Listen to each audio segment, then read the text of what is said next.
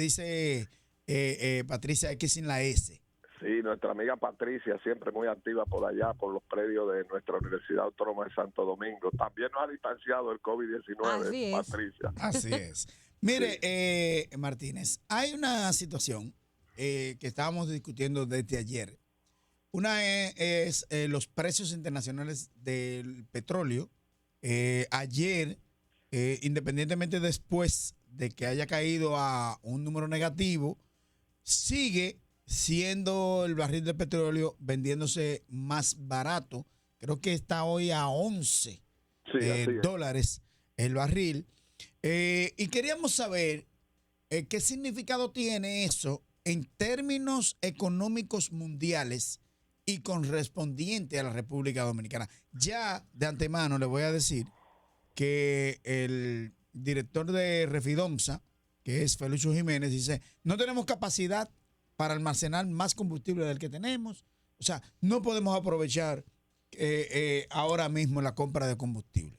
Dígame qué usted piensa sobre ese particular.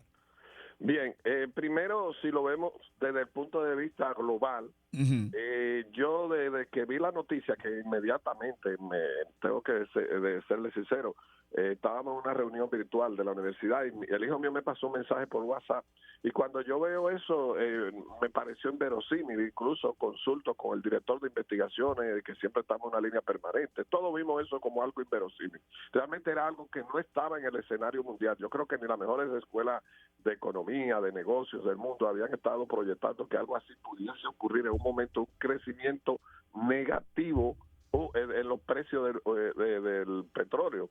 Sí. Realmente eso da dos avisos desde el punto de vista global. Primero, la magnitud de la crisis a que se está enfrentando el mundo. Sí. La magnitud de la crisis que trae esa volatilidad, que trae esas incertidumbres, eso es un elemento. Es decir, primer elemento. Segundo elemento, la perspectiva a corto plazo de la solución de la crisis. Nosotros enseñamos en el área de negocios, y en el área de los negocios uno de los elementos fundamentales que hay es el tema de la confianza. Entonces parece ser que todavía se manifiestan desde el punto de vista internacional poca confianza en los inversores, en todos aquellos que de alguna manera tienen perspectiva de que la economía se dinamice para seguir haciendo negocios, y parece ser que las perspectivas no son tan a corto plazo como se pensaba en un principio. Entonces eso te dice a ti que podríamos tener COVID influyendo en los aparatos productivos de las diferentes economías del mundo por varios meses más. Eso es lo primero. Lo segundo, el otro elemento, el tercer elemento que también quiero destacar, es que se evidencia también que no solamente fue un elemento desde el punto de vista especulativo. Fíjese que a pesar incluso de decisiones tomadas por Donald Trump de cabildear en el buen sentido de la palabra, acuerdo entre Rusia y Arabia Saudita y anunciarlo, eso de todas maneras influyó en los precios, de todas maneras no influyó en que los precios de petróleo se mantuvieran competitivos, sino también, a pesar, vimos el caso de López Obrador, que también estaba llegando a acuerdos con OPEP para lograr que de alguna manera también pudiese reducirse el tema de la oferta. Sí. Sin embargo, ninguno de esos elementos influyeron. Eso te dice que hay otro elemento que es de tipo racional, no solamente de tipo especulativo como se ven en los mercados internacionales, los commodities. Hay un elemento de tipo racional que llama a la preocupación, y es por eso que muchos organismos hablan de que quizás estamos viendo una depresión económica, cerca de una depresión económica o acercándonos, posiblemente algunos entienden, a valores parecidos a lo que vimos cuando aquella gran depresión de 1930 o quizá precisamente la crisis de 1914.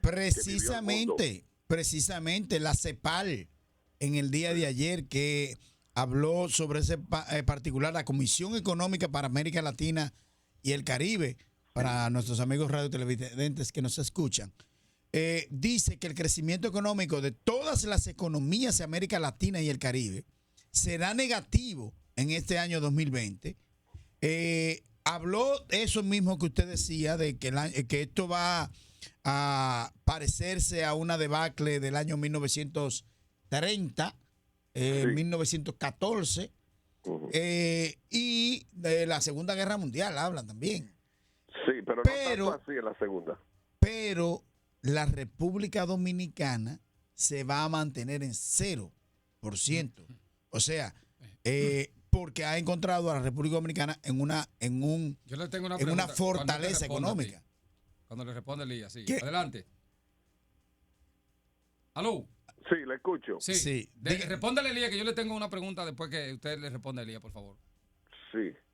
Fíjense, nosotros, desde la Facultad de Ciencias Económicas y Sociales, nuestro Instituto de Investigaciones Socioeconómicas, la Escuela de Economía, hemos estado siguiendo muy de cerca y haciendo también pasando nuestro balance sobre la perspectiva de crecimiento de la economía dominicana. Nuestros estudios no han estado muy lejos de la CEPAL. Incluso con una pequeña diferencia en algunos colegas hacia la baja o hacia arriba, pero por ahí debe de andar precisamente en que nuestra economía puede estar cerca del 0 y el 1% el crecimiento para este año 2020. Pero todo lo que nosotros hagamos, nosotros como academia siempre lo vamos a decir, en este sistema de volatilidad, con este agilamiento social, donde el crecimiento económico está supeditado a la agenda de salud, e inclusive a las estrategias en materia de gestión de riesgos que usen los países, que ese es un tema que es bueno tocarlo. Nosotros como país se han estado tomando medidas, pero todavía no se ha activado y queremos hacer el llamado que debe de activarse todo un comité general en materia de gestión de riesgo vinculado al tema económico, al tema social. Es decir, nosotros no podemos garantizar cuánto va a ser el crecimiento real de la economía mientras no definamos cuáles son los niveles de riesgo que vamos a asumir y las medidas y las estrategias que vamos a implementar ante esos niveles de riesgo. No solamente nosotros, los países en sentido general en el mundo, tienen que definir. Fíjense que ha comenzado un aislamiento social ya, han comenzado algunos países a liberar algunas áreas, algunos sectores industriales, pero nosotros creemos que un elemento fundamental para nosotros tener un mayor control de cuánto pudiese crecer la economía dominicana de manera científica, real, objetiva, es inmediatamente activemos todo un sistema de gestión de riesgo que se han estado tomando medidas, no vamos a decir que no. Lo que me refiero es ya como una estrategia país, un sistema de gestión de riesgo que vincule el tema social, el tema de salud al tema económico y que se puedan ir midiendo los impactos. Sí. Y a la vez irse tomando la medida. Eso nos va asegurando cómo pueden irse operando cada área de la economía dominicana. Alessi, ya comenzó, lo que te voy a decir ahora, el impacto comenzó, ya se está viendo en varios países del mundo, entre ellos nosotros. Sí. Y después que pase la pandemia, ¿cuál es el impacto? El desempleo. Sí. El desempleo, por varias razones. Primero, porque la gente va a perder su empleo. Primero, porque aquí se vive dicen ustedes, de un 54% de la economía informal. En segundo lugar, las pequeñas y microempresas, si no tienen un auxilio hasta llevarlo a puerto seguro, creo que van a desaparecer. Y en tercer lugar, el empleo como tal, sobre todo en un mundo que se está usando más la tecnología que otra cosa para ir sustituyendo la mano de obra física. ¿Cuál es el augurio que usted hace después de terminada? Supongamos que esto termine en octubre o noviembre. Sí. ¿Qué va a pasar en este país en materia laboral? En materia laboral, en la República Dominicana, nosotros desde el punto de vista personal tenemos dos grandes preocupaciones. Uno de ellos es el sector hotelero por su vulnerabilidad ante este tipo de pandemia, sí. Y el otro es el empleo. Y con ello, todo el tema que usted muy bien señaló, que es el tema de las pymes, los empleados informales y los formales, que hay un tema que nadie lo está observando, sí. Que es que se han paralizado los contratos por 2 meses, 3 meses, de cerca de 750,000 trabajadores formales, pero no hay garantía todavía de que todos esos 750,000 trabajadores se vuelvan a incorporar. Eso nos genera a nosotros mucha preocupación. Y en materia de empleo también, ¿cuántos de esos formales pasarán entonces a la informalidad con todas las secuelas que trae la informalidad en materia de seguridad social, en materia de subempleo, en materia de salarios dignos? Entonces, todos esos elementos nos generan a nosotros como facultad, como universidad, lo hemos estado discutiendo en la UAS, mucha preocupación que indican que nosotros, una facultad como la nuestra, Ciencias Económicas y Sociales, que está llamada a apoyar al Estado en el diseño de políticas públicas, y tendremos que sentarnos y acompañar a los sectores para diseñar estrategias como país nosotros en nuestra calidad solamente de asesor como universidad estatal, y todos aquellos sectores y universidades hermanas tendrá que hacerse un gran pacto social porque hay que tratar de recuperar. Mira, Santos, hay un tema interesante sobre el empleo. Fíjense que la preocupación es tan grande que al principio organismos importantes hablaban de que se iban a perder cerca de 25 millones de empleos a nivel mundial. Ya hoy al día de hoy se habla de 37 millones de empleos a nivel mundial. Entonces, sí, la República Dominicana, con un sector turístico como el nuestro, que aporta de manera directa e indirecta cientos de miles de empleos, algunos hablan hasta de casi 1 millón de empleos con el cálculo indirectamente, está siendo golpeado. Entonces, República Dominicana no va a escapar a esa realidad de nivel mundial. Entonces, Martínez, muy buena la pregunta. Escúchame, sobre todo porque las remesas que envía aquí es de dominicanos que viven fuera y que trabajan. Si pierdes un empleo allá, también se reduce el envío de remesas. Sí, nosotros decíamos, una conferencia que impartimos para la UAS. Sí.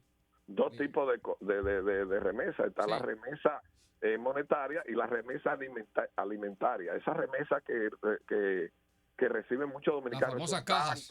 Y todo eso fíjate, por el tema de salud, por el tema de transporte, por el tema de logística, por el tema del aislamiento y el de los protocolo sanitario. Y el aislamiento dominicano también, que está aislado allá, no puede hacer los trámites para eso mismo, no puede tampoco producir. Eso a la comunidad dominicana, a la diáspora, que es tan sensible a sus conciudadanos, a sus amigos, a sus primos, a sus hermanos, le está dando duro, y eso también va a afectar la economía dominicana, el tema de la remesa financiera, obviamente, o monetaria, obviamente, se puede ver reducida. Algunos hablan de un 20%, de un 30%. Yo creo que, y aprovecho yo, como este programa lo ven en la comunidad norteamericana, que los dominicanos ahora tenemos que valorar más que nunca ese apoyo de esa diáspora que está en Nueva York, en México, en Italia, y el mínimo peso que siempre le suministra. Creo que es un buen espacio ahora para Mira, Martínez, yo creo que usted dio en la diana cuando habló en el aspecto económico de la gran preocupación que existe en términos de la empleomanía de los sectores de formales e informales, de la gran cantidad de empleados que no se sabe qué va a pasar después de la crisis. Esa es la gran preocupación. Sí. Ya, por ejemplo, el economista Pavelista Contreras dice que las exportaciones y el sector de zona franca son los sectores o subsectores que podrían reponerse un poquito más rápido que todos los sectores. De hecho, hay sectores de zona franca que están trabajando actualmente. Hay algunas zonas francas que están abiertas. Ahora, usted habló de un pacto social y económico en la República Dominicana.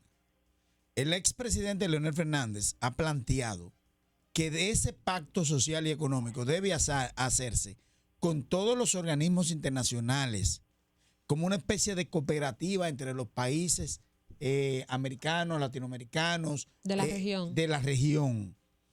Eso por un lado. Por el otro, ¿piensa usted, una pregunta un poquito más profunda, que precisamente se ha planteado a propósito de las remesas y del turismo, que usted hablaba también? Estos sectores, las remesas y el turismo, son tan importantes en las reservas internacionales, en las reservas del país, en el Banco Central, y ahora mismo eso no se sabe qué va a pasar. ¿Qué podría hacer el país para tener esas reservas que son necesarias para la estabilidad económica en el país, en la República Dominicana?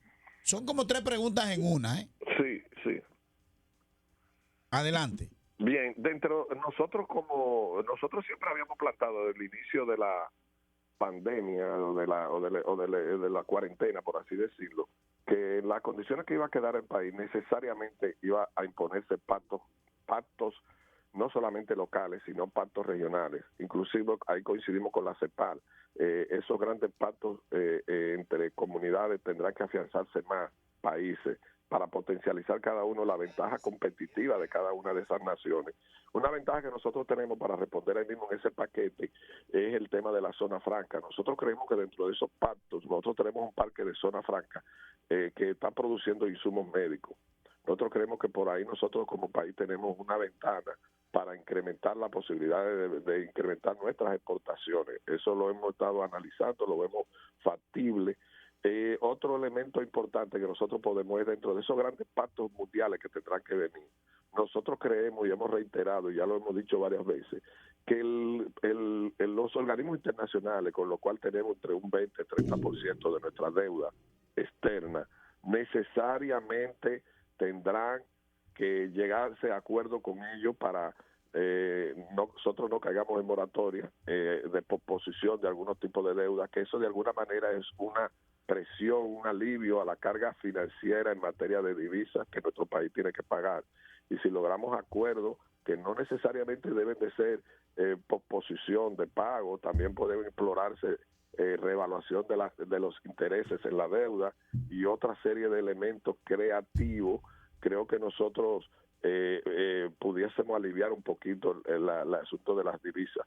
Que vuelvo al principio, José Luis, que el tema del petróleo, que eso es uno de los elementos por los cuales nuestro país no puede aprovechar las condiciones, no solamente por el tema de poca capacidad logística para aprovechar las bajas de los precios de los del tema del barril del petróleo, sino también porque quizás no estamos generando, obviamente, ni tenemos la divisa suficiente, y el tema de otras prioridades que tenemos.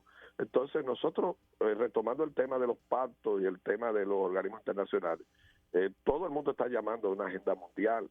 Yo dudo mucho que este país, este mundo, pueda salir de esto sin una gran agenda mundial y sin los pactos locales, que esos pactos, es importante señalar, y volviendo de nuevo al empleo, tienen que tomar en cuenta el tema del empleo por el bienestar incluso de los mismos sectores productivos. Yo creo que los empresarios, el sector empresarial, en esos pactos, debe de llenarse de la mayor sensibilidad posible, de que entiendan que no solamente es un tema que puede beneficiar a la clase trabajadora, sino a los mismos sectores productivos.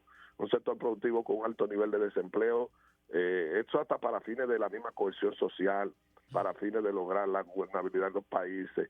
Todo eso favorece al mismo sector empresarial.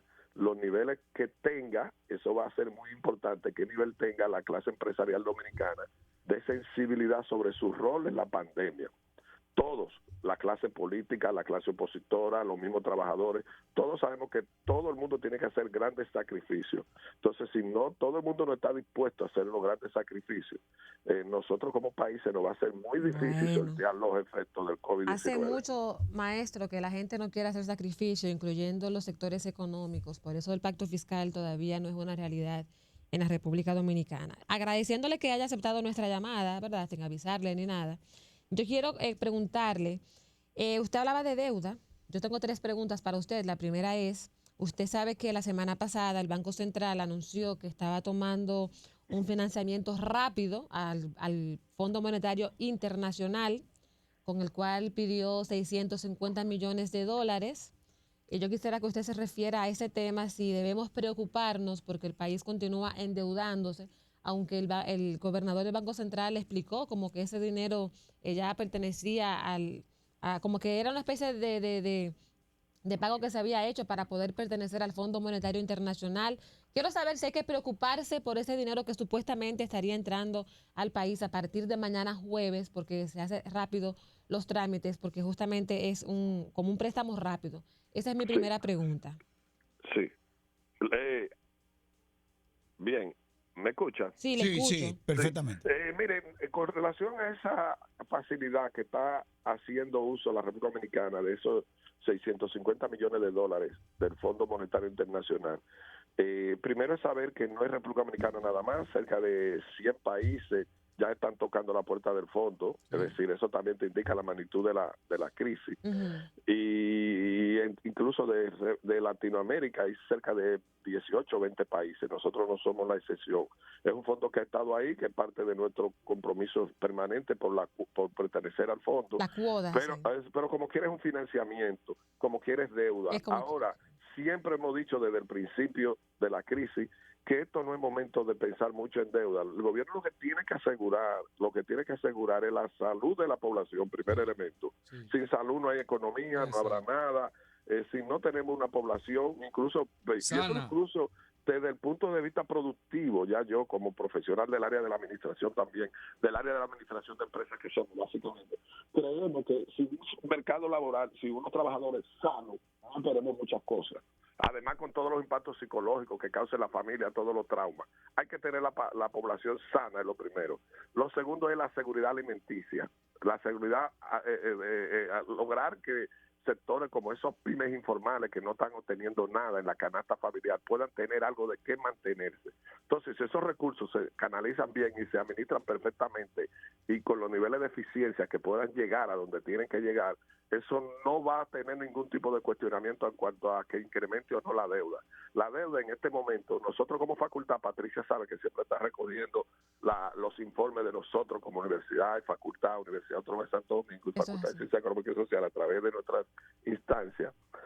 Nosotros siempre hemos dicho y hemos sido críticos de la deuda, ella lo sabe, y hemos sido de los primeros que siempre elogiamos los aspectos macroeconómicos positivos, pero siempre ponemos el dedo en la llaga con la deuda. Ahora, en esta coyuntura, creo que ningún país se va a poner a pensar en el tema de la deuda. Primero es asegurar la salud de los ciudadanos y el tema de la seguridad en cuanto a alimentaria que le llegue a los trabajadores, en cuanto a, no a los trabajadores, a toda la población dominicana, sobre todo a los más vulnerables.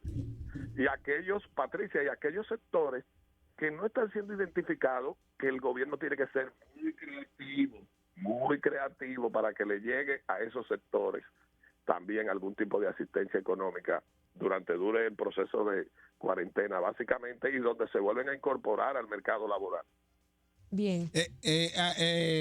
¿Tiene otra pregunta? Sí. Adelante. ¿Pero la tuya va en esa misma línea o es otra diferente? No, es diferente. Ah, bueno, pues entonces yo quisiera saber también si la República Dominicana, porque eso no me ha quedado claro, tiene manera de beneficiarse de esta caída de los precios del petróleo. Mire, ya decíamos, Patricia, que el problema del precio del petróleo no solamente para la República Dominicana es que quizás no nos cogen las mejores condiciones económicas para poder invertir en eso que no entra dentro de la prioridad, porque si tenemos unos dólares ahí quizás hay otras prioridades, pero hay otro tema que es importante, que todo el mundo sabe que en el país todavía no ha habido ese gran acuerdo de definir cuál va a ser los niveles de almacenamiento que nosotros podemos tener y diseñar una estrategia de almacenamiento para aprovechar estas coyunturas. Todavía eso es un diálogo que está pendiente en la sociedad dominicana, porque eso involucra cuantiosas inversiones. Entonces, esos son parte de esos diálogos sociales que nosotros podemos hacer para aprovechar esas coyunturas en materia de logística y de aprovechar. Que la respuesta es no. En este momento es negativa. No, es que no vamos a aprovechar nada, porque oiga que lo que ocurre es poco lo que se pudiese aprovechar. No vamos a ser tan categóricos, Patricia.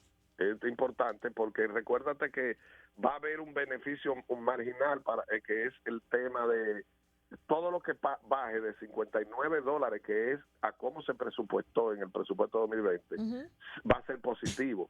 Desde ese punto de vista sí nos vamos a beneficiar, pero no nos vamos a beneficiar en la magnitud que pudiésemos haber aprovecharlo con un petróleo a $11, $10, $9, como anda y el europeo en cerca de $20. Perfecto, maestro. Entonces, eso es importante que sepamos.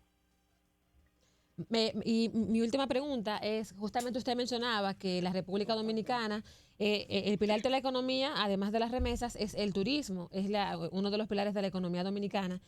¿Cree usted que ante esta situación que está pasando y este colapso del turismo, esta suspensión de los trabajos, debería el país irse abocando a otras áreas de trabajo, como por ejemplo el teletrabajo, que ahora se habla esto como modalidad para generar ingresos? Mire, sí, Patricia, yo no quiero tener una visión fatalista con el sector turístico. Qué bueno. Yo creo que nosotros tenemos un país maravilloso, tenemos una gente que le suma un elemento fundamental que es la calidez de la gente, el trato dominicano, vamos a ver esto como un capítulo de la vida. Esperamos que esta pandemia pase en unos cuantos meses, vamos a ponernos positivos. Creemos que el sector turístico de por sí a nivel mundial, si usted observa la historia de las grandes crisis, muchas veces tiende a dinamizarse porque la gente lo ve incluso como una opción para salir de estos momentos tan difíciles que ha vivido. Más ahora nosotros que hemos estado en cuarentena y el mundo que está en cuarentena, cuando viene a ver el sector turístico, si se logra controlar rápido el tema de la pandemia, cuando viene a ver tiene un repunte inimaginable. Todo eso son elementos que uno no lo puede controlar, uno no lo sabe, la naturaleza humana, la esencia del ser humano. Entonces no quiero tener una actitud fatalista con el turismo. Yo prefiero apostar a que esto pase rápido y que esto se pueda mejorar y que el sector vuelva y recupere su dinámica, aunque no sea igual, pero con las precauciones y la medida. Y en cuanto al tema del teletrabajo, fíjate, nosotros que somos profesionales de la administración, siempre trabajamos el tema del teletrabajo como una alternativa que es parte de la revolución industrial 4.0 que estamos viviendo y que ahora se va a acelerar. Ayer, en el Día del Profesional de la Administración, hicimos un foro precisamente sobre teletrabajo, organizado por nuestra Escuela de Administración y donde participamos mucho y estuvimos debatiendo con algunos profesores de Latinoamérica qué va a pasar con el teletrabajo como alternativa. El teletrabajo va a incrementarse más, se va a acelerar más, obviamente. Eso era de los temas que discutíamos, pero no se puede ver como una opción definitiva, aunque el mundo, eso es importante, el mundo va caminando incluso hacia una quinta revolución industrial, el mundo de la inteligencia artificial, que va a hacer que la gente trabaje menos en esos grandes lugares de trabajo. Eso es viene caminando antes, pero se ha acelerado más. Yo le voy a recomendar algo así en medio de la tristeza.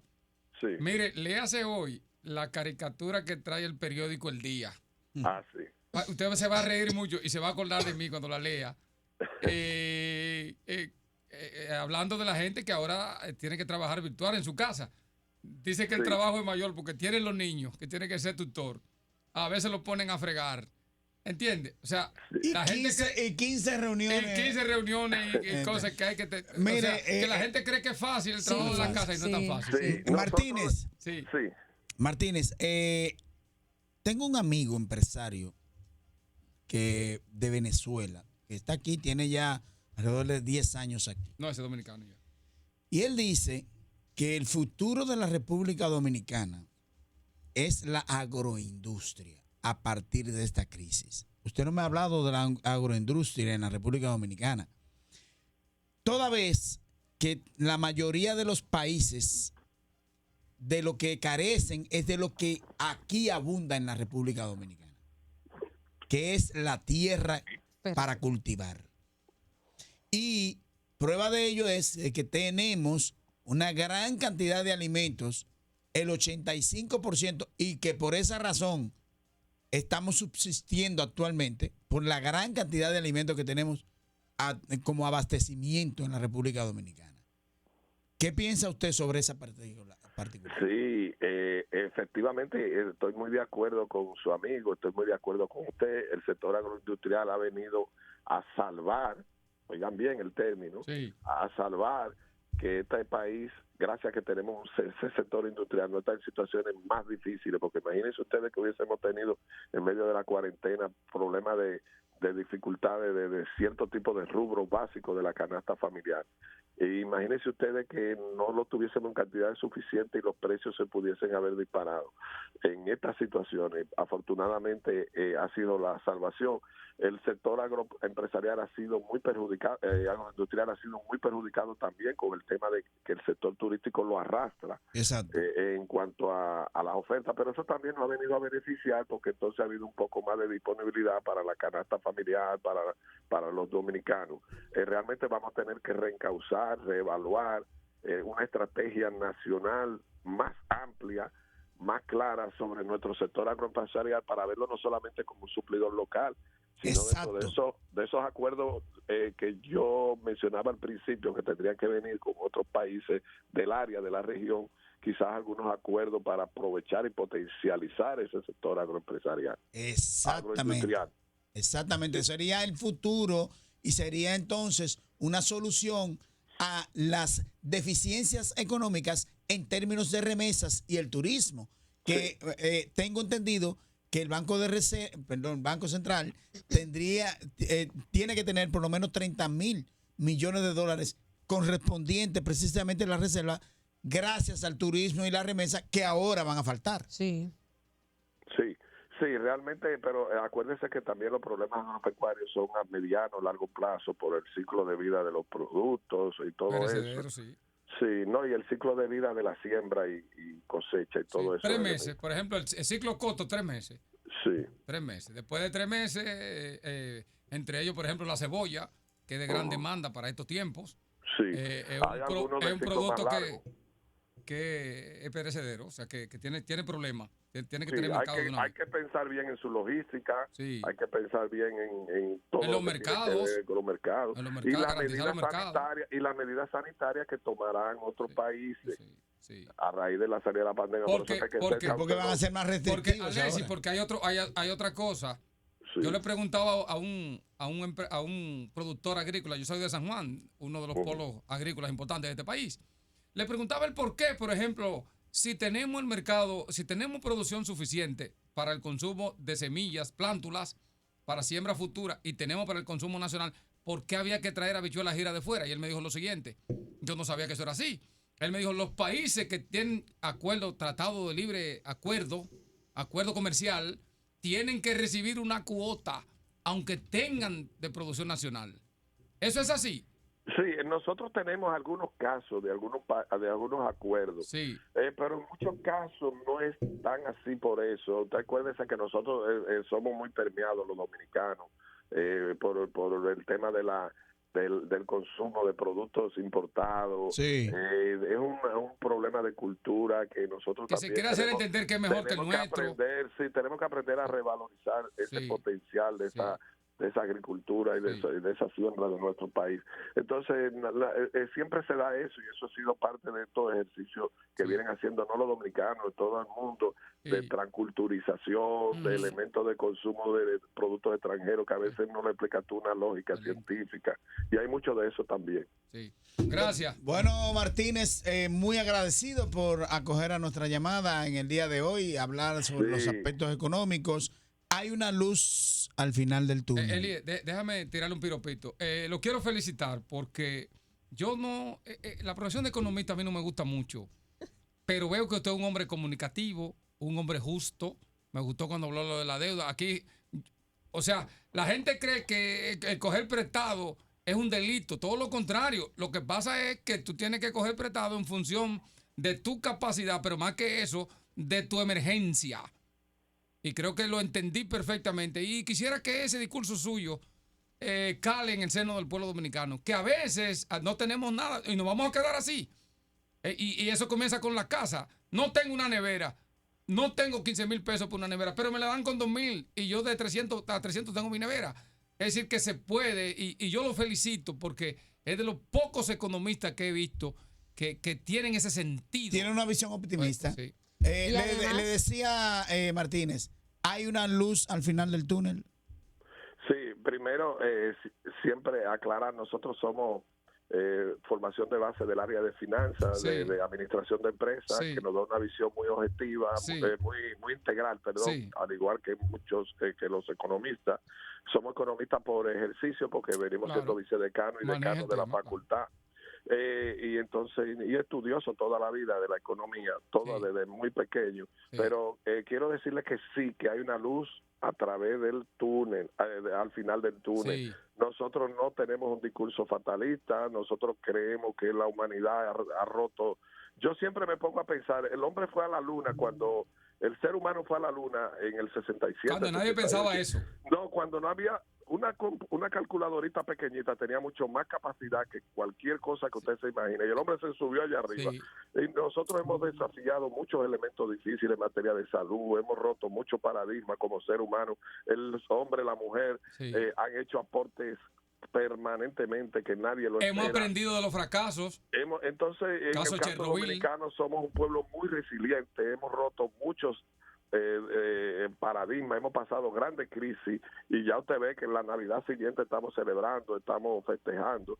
Entonces nosotros creemos que este será un capítulo difícil, apostamos por lo menos, y obviamente apostar a la mano de Dios, que también nos acompañe en este proceso. Nosotros creemos que vamos a salir adelante y queremos brindarle eso. Ahora creemos que tenemos que ser claros, que tenemos que saber cuáles son los desafíos, que tenemos que saber que tenemos muchas cosas que superar, que tenemos muchos asuntos difíciles que enfrentar, que no va a ser color de rosa. Es así. Y que tenemos que estar preparados para pagar esos costos altísimos. Así es.